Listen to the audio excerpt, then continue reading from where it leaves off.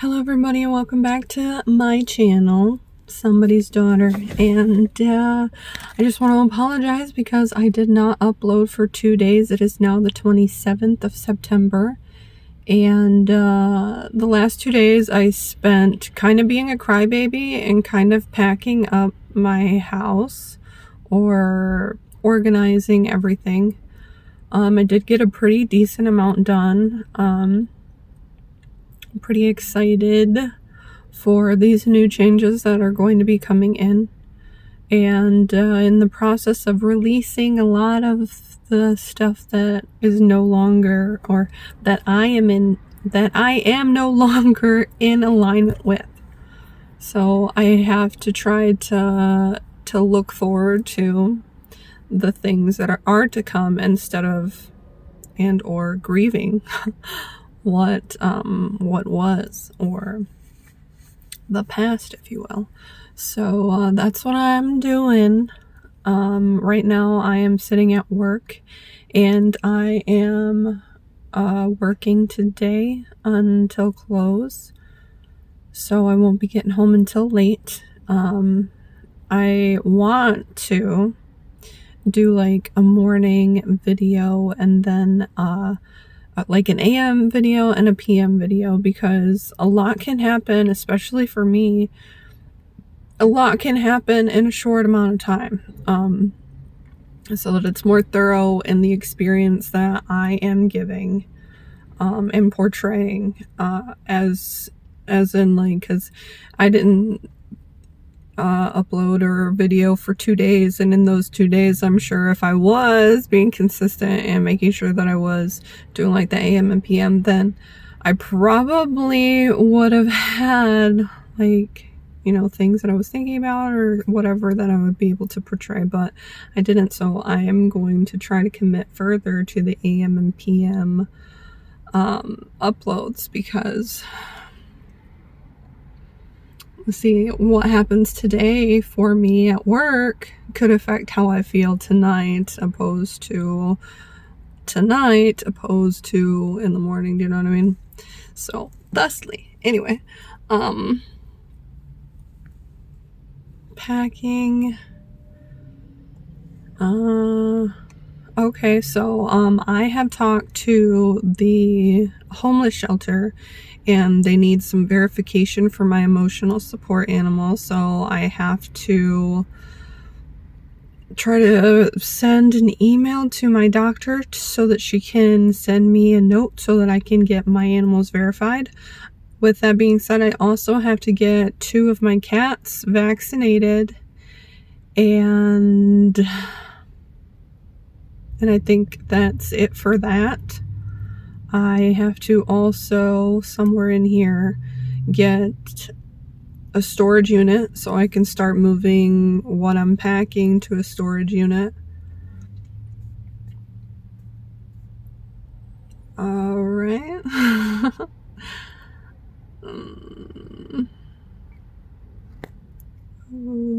Make an appointment for the mammals. And yeah, I think that's it for now. But yeah, it's just the in-between times, you know. I'm starting, like, my anxiety is starting to calm down a little bit, I will say. I'm not as high strung. I'm feeling a little bit more stable when it comes to my employment. So I feel like I'm grounding roots at this new place, and if we can just have a moment where we talk about, like, the workplace and the environment of your workplace, because it's extremely important when it comes to your mental health. And the biggest reason why I was struggling so much towards the beginning of this journey, and or the parts of my journey that I wasn't documenting, this is before I started documenting my journey, workplace environment is extremely important. I was with the company for a whole year, and I started at one location, and when there started to be a friction between personalities and whatnot, I tried to stay as long as I could, because I was trying to, like, be a fucking adult and just accept people for how they are and to still try to be me, but then they like started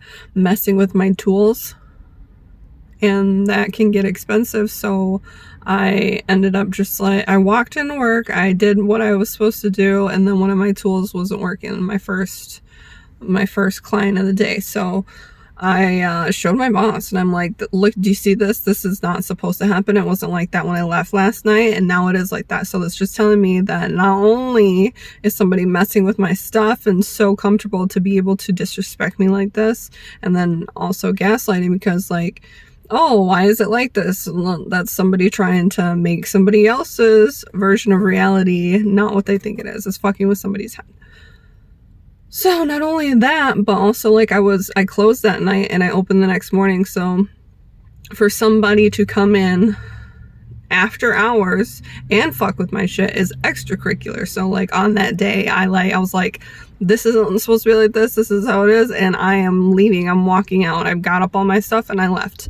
And then I wrote my like letter of resignation, sent it to him, and then I asked the company if I could possibly stay with the company but go to a different location because there was another location.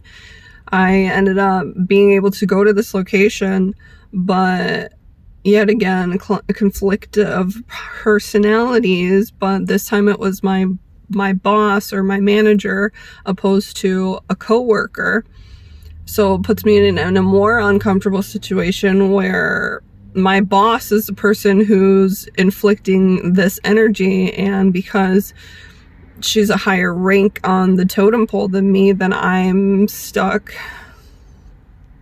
in an uncomfortable position, because if my manager doesn't feel like there's a problem with it, then what am I gonna do? I ended up at that point starting to reach out to upper management because I was driving 40 minutes to my job. I was looking for a raise. They kept giving me the run around, oh, talk to this person, oh, talk to this person, never addressing my needs or the concerns that I brought to them about a lot of the things that I was talking about consistently. So my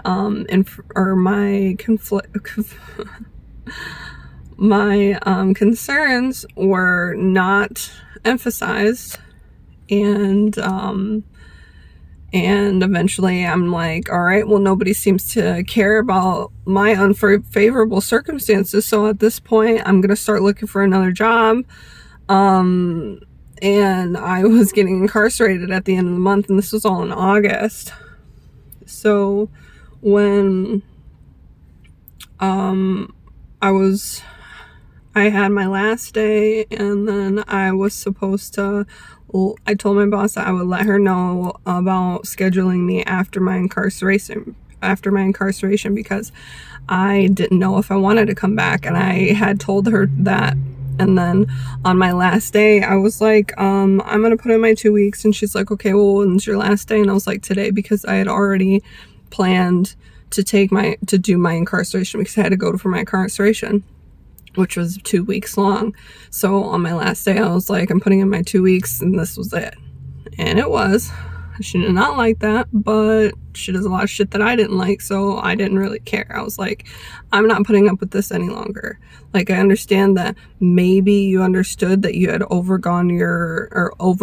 pushed my boundaries to the point where now I'm really serious about not being here, but that's not my responsibility to try to accommodate you when you were very much not trying to accommodate me for an extended amount of time. Like, now I've already started closing that door.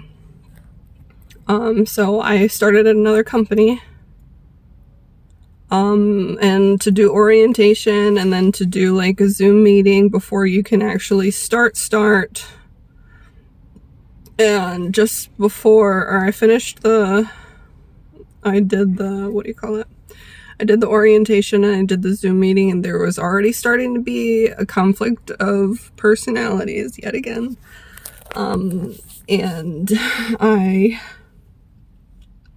was already starting to get like those vibes where I'm like, I ended up hurting my elbow again, and I had to put it in a sling. So when I went to my Zoom meeting, I had it in a sling. There's nothing I could do about, my elbow, you know, being in a sling. And I didn't feel comfortable, especially with the energies that I was getting, to tell anybody like about my situation. So when somebody asked me like, hey, what happened to your arm? I'm like, I don't want to talk about it. Well, they're like, okay, so she has her own way, or she has her own, how do I say it? Like, oh, she doesn't feel the need to over explain, like, because some people will look for that. Some people will look for people who are constantly trying to give, or like word vomit, because those people are eager to please, for their people pleasing. So because I was protecting myself and keeping myself closed off, that was them analyzing like, okay, well, we're not going to be able to control her. And so that was on a Wednesday when I finished my Zoom meeting, and I talked to the manager about some serious cleanliness concerns that I had, to which she didn't find a problem with, which was not in alignment with the whole company thing. Like, the whole reason I went to the orientation and the whole reason why I did the Zoom meeting was so that they could cram quality down my throat for them to not take their cleaning procedures seriously. Like, there's a big problem here. And since I'm over here asking questions about the cleaning procedure where they're obviously neglecting, there's another reason why they don't want me to be there. So Friday comes around. That was on Wednesday. So Friday comes around and I got served the eviction. And I was going to do laundry. Like, I was like, I'm about to go do laundry, open my door, there's paper, I'm trying to do the laundry, I'm reading this, I'm like, holy shit, it's an eviction. I'm like, I still have to do my laundry, so I'm doing my laundry, and I'm just like trying to breathe. I'm like, well, there's nothing that I could do about this right now. But I'm supposed to be starting work tomorrow, and I'm going to start getting paid, at least if I'm, you know, having to leave or vacate my place of residence. At least I will have money to be able to, like, be looking for another place, have a deposit or whatever. Well, on Saturday when I went in, they handed me my first check and was like, it's not going to work out. And they broke up with me. They're like, we don't want you to work here. Well, fuck. And then that company had a bunch of different franchisees, so I was trying to get in with that company because that company makes a lot of money. So I was like, I'm gonna go with this company, I'm gonna make a lot of money real quick so that I can move, you know, make my moves. And they were blacklisting me, which is illegal, and I have to talk to a lawyer. But I went to like 4 or 5 different places where I'm trying to get a job, and it's never been this hard for me to get a job. So obviously being blacklisted, somebody's talking shit on or when, you know, they go to ask about my previous owners, or my previous employments, because I've never, like I said, I've never had to try this hard to get a job. And because I was stuck in that energy of feeling like it's hard for me to get a job, I can't find a job, it took me longer to find the place that I'm at now. But I will say that the whole time where I was like, oh, trying really hard, I'm like putting, you know, my best foot forward and trying to keep moving, even though like it's really, I'm being put in a tight place, but still trying to make moves. I will say that in my spiritual journey, I was being guided to a place where I was actually going to be happy, not a place where I'd have to put up with petty drama and just like bite the bullet every day that I come into work and hate coming into work. But now I'm employed at a place where I love being here. Like, even when it's, you know, it can be stressful, which what job isn't stressful? Like, even when it's in a stressful, you know, spot or circumstance, I'm like still happy to be here. I'm very grateful. And I have a lot of room to be able to grow. Like, everybody starts at a base level and has the ability to grow, and it's how we decide to grow that really stands us apart and whatnot. And I'm coming into this situation not trying to be like, oh, I want to be better than everybody else. I'm coming in this situation like I'm ready to learn, I'm ready to grow. So I'm really excited about that. Yeah, so alright, I'm about to get my ass in here and start my working and shit, so I am gonna go and do that, and then I will see you in my PM video. Alright? If you made it to the end of this video, leave me a comment in the comment section and be like, kick today's ass, bitch. I love you, and I will see you in the next one.